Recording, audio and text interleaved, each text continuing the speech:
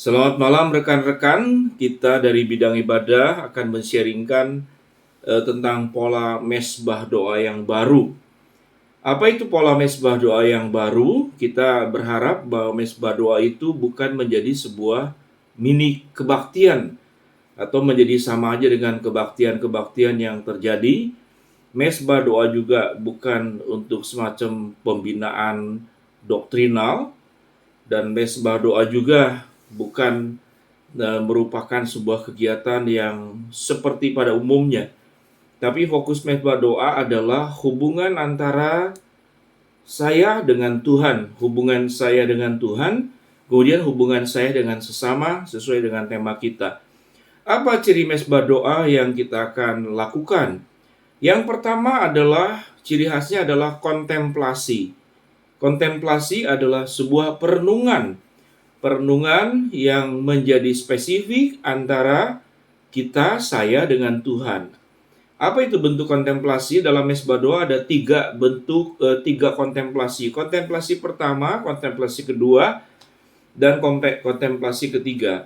Apa bedanya? Sebetulnya sesuai dengan tema. Kalau misalkan temanya yaitu tentang keagungan Tuhan, misalkan temanya keagungan Tuhan dalam hidupku, maka itu kontemplasi 1, 2, dan 3 itu semacam outline khotbah. Jadi yang pertama, misalkan contoh kontemplasi pertama, ya dalam suasana teduh, suasana yang lebih tenang, yaitu perenungan. Kontemplasi pertama adalah contohnya, mari kita bersama-sama untuk berkontemplasi, merenungkan tentang keagungan Tuhan yang kita bisa rasakan, baik lewat alam, lewat apa yang kita rasakan hari ini, kita bisa bernafas, kita bisa berkegiatan. Itu adalah keagungan Tuhan yang luar biasa. Mari kita akan merenungkan keagungan Tuhan dengan cara mengekspresikan, mensyukuri buat sebuah kebaikan Tuhan, dan itu bentuk keagungan Tuhan yang perlu kita rasakan. Mari kita bersama-sama berkontemplasi dengan diiringi musik, berteduh di hadapan Tuhan. Itu yang pertama. Kontemplasi kedua nih kalau itu jadi seperti poin khotbah. Setelah kita merasakan keagungan Tuhan, biarlah kita juga untuk bisa menyampaikan keagungan Tuhan itu dalam sebuah sikap hidup kita. Orang yang mengagungkan Tuhan, maka dia akan lebih banyak membicarakan tentang kebaikan-kebaikan Allah dalam hidupnya. Orang yang mengagungkan Tuhan, maka dia akan berhenti untuk toksik, untuk bicara-bicara yang tidak baik, yang menyakitkan, menggosipkan sesuatu. Karena orang yang mengalami keagungan Tuhan, dia akan menyatakan keagungan Tuhan itu di dalam kehidupannya. Biarlah kita boleh berjuang agar hidup kita pun adalah mencerminkan keagungan Tuhan. Mari kita berkontemplasi, merenungkan agar Tuhan memakai kita untuk menyatakan keagungan Tuhan dengan cara kita lebih banyak menyaksikan kebaikan-kebaikan Allah yang terjadi dan berhenti untuk mengucapkan kata-kata yang tidak baik, membicarakan orang lain, toksik, apalagi kalau itu memfitnah. Mari kita berkontemplasi bersama-sama. Selesai. Itu kontemplasi kedua. Kontemplasi ketiga,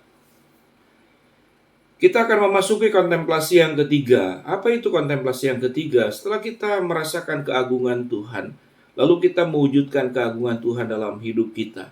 Maukah kita juga menyampaikan keagungan Tuhan itu dengan menyampaikan kepada orang-orang banyak? Sewaktu kita menyampaikan keagungan Tuhan, itu adalah cara yang paling dasar untuk menyampaikan kebenaran Tuhan. Sewaktu kita bertemu dengan orang mungkin di pesawat, di tempat umum, atau dalam pesawat kita duduk di sebelah orang yang kita tidak kenal, kemudian melihat ke samping, kemudian kita boleh mengatakan luar biasa kita ada di pesawat, dan kita bisa menyaksikan bahwa dunia ini kalau dilihat lengkungannya itu adalah ternyata dunia tidak datar ya.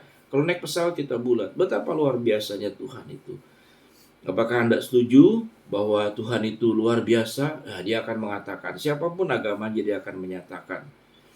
Kemudian kalau itu berlanjut kepada penginjilan, maka namun sayang, dunia yang sedemikian indah, yang melambangkan keagungan Tuhan, tapi di bawah itu, di bawah pesawat ini, banyak orang yang kemudian, ya tidak ada orang yang kudus, tidak ada orang yang benar, semua orang pernah berbohong. Ada satu persoalan besar dalam hidup manusia, yaitu tentang dosa. Dan keagungan Tuhan datang untuk bisa menyelesaikan dosa. Menurut Anda, bagaimana Tuhan bisa menyelesaikan agar keagungannya itu terkembalikan kepada Dia yang memberikan keagungan? Itu adalah contoh tentang kontemplasi. Selanjutnya setelah kontemplasi, yang kedua adalah tentang pujian. Maka runutannya yang pertama, pujian itu tidak boleh panjang. Jadi pujian itu biasanya hanya 4 baris pendek. Seperti lagu, katakan Yesus terbesar, katakan Dia cintaku, Dia sembuhkan, Dia ampuni, dan beri pertolongan.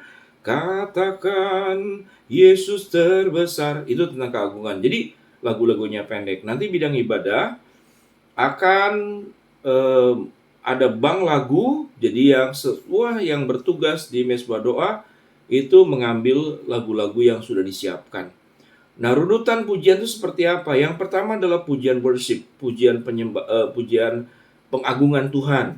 Jadi biasanya lebih cepat, lebih semangat, kemudian dimasuki kontemplasi, akan diiringi setiap kontemplasi itu dengan pujian-pujian yang sifatnya teduh, yang sifat tenang. Kemudian pujian penutup adalah pengutusan. Pengutusan berarti lagunya pun lagu yang semangat kembali. Jadi tidak ada khotbah, tapi ada perenungan firman, boleh baca ayat di dalam setiap kontemplasi, tapi selalu kaitannya adalah saya dengan Tuhan, jemaat yang hadir mesbah doa itu dengan Tuhan. Lalu variasinya seperti apa? Variasinya bisa kemudian jemaat diminta kesaksian. Jadi tidak membicarakan orang lain, tokoh apa, teologi apa, tidak. Tapi saya mengalami keagungan Tuhan dalam hidup saya sewaktu saya pernah mengalami berkendaraan, dan itu spesifik ya. Hanya mungkin supirnya itu mengantuk, kebetulan saya duduk di bagian paling depan, ini berandai-andai saja. Tiba-tiba saya kok rasanya seperti mau tertidur, tapi saya tidak tertidur, saya seperti tergerak melihat ke depan. Nah, lihat kemudian si supir itu sedang ngantuk-ngantuk dan kelihatan kondisi bahaya. Kemudian saya duduk yang di sebelahnya atau di belakangnya menggoyang-goyangkan, Pak supir jangan ngantuk, itu kondisi bahaya. Misalkan contoh. Itu adalah keagungan Tuhan. Tuhan memberikan sebuah kepekaan, kesadaran untuk bisa memahami bahaya, tidak hanya yang saya selamat, tapi semua juga. Jadi artinya kesaksian. Jadi bisa jemaat yang bersaksi, bisa yang membawakan pujian juga yang bersaksi. Kalau ada cuplikan, boleh dengan video-video pendek, orientasinya tentang kesaksian. Saya kira selesai tentang mesbah doa. Kalau kurang jelas nanti boleh komentar di kolom komentar YouTube ini. Kita akan bercakap-cakap di kolom komentar di bawah sini ya. Silakan. Selamat, kita akan membuat mesbah doa ini menjadi lebih bergairah, dan yang utama adalah bagaimana jemaat dan kita yang memimpin mengalami keintiman bersama dengan Tuhan. Kita sudah mengenal kebenaran lewat pembinaan, kambium, kemudian PRIJ, doktrinal, itu adalah mengenal kebenaran. Tapi kita ingin juga mengalami keintiman bersama dengan Tuhan di dalam mesbah doa. Shalom yang semangat untuk meningkatkan mesbah doa. Amin.